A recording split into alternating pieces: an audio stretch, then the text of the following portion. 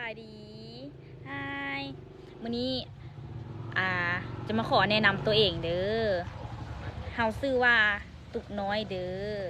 หากะเปิดช่อง YouTube ใหม่เนาะฝากติดตามกันในเด้อเฮาแม่นคนลาวจ้าเฮาเป็นคนลาวอาศัยอยู่เมืองร้องซานแขวงไสสมบูรณ์เนาะแขวงไสสมบูรณ์ก็คืออยู่ภาคเหนือของประเทศลาวเนาะเหนือกับบ่เหนือหลายเนาะแบบว่าอยู่ภาคเหนือใกล้ภาคกลางค่ะนะนี่ก็จะแม่นบรรยากาศของเฮือนเฮาเนาะอยู่ทางนั้นก็จะเป็นภูเนาะอ้อมข้างนี่ก็ยังเป็นป่าอยู่เด้อยังรักษาความเป็นธรรมชาติอยู่ค่ะนะแบบว่าเดี๋ยวตะแลงจริงๆพาถั่วเด้อตัวตอนนี้แดดร้อนล่ะเฮ็ดหยังอยู่นี่นะเป็ดว้าวเป็ดน้อยวะนี่ว้ายน่ารักมากเลยเป็ดน้อยเนาะนั่นป้า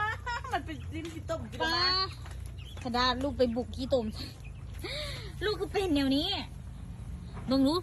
ดูหน้าหน่อยไปหากระอาบน้ำหวานนี้ มันเป็นบุกป้าได้ที่มันมีกี่คุณ อันนี้ก็เป็นแม่ของเฮาเด้อ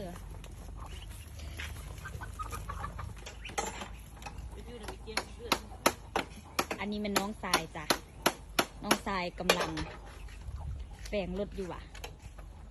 ไอ้ดา โอ้ยอีตัวน้องทรายดีก็แปลงรถเอาแล้วอ่ะไอ้ดา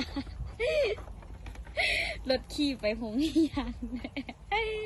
ด่าพี่นะแม่ มันจิเจ็บมันเจ็บอยู่บ่แล้ว ส่วนพูนก็เป็นพวกน้องสาวเนาะน้องสาวเขาเจ้านั่งลิ้นอยู่หน้าบ้านจ้าตาโลเฮ็ดหยัง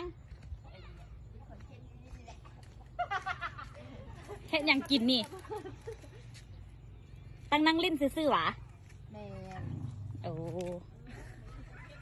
ไปซอกตำอหย่างมากินวะเนี่ย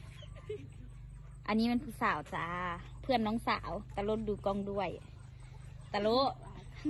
ตามคุณกิน ซื้อตาโลจ้าอุ้ยน่ากลัวเนาะหน้าค่ะอันนี้เป็นวิวหน้าบ้านของเราเอง มีตัวหมาหลายตัวเลยเนาะอันนี้ไอ้กามจ้ะ ตลอดเว้ยซูมดิ ไอ้แพนด้าอันนี้นะ อ้าว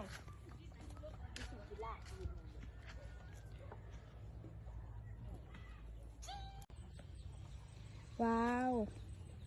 งามไว้ดอกไม้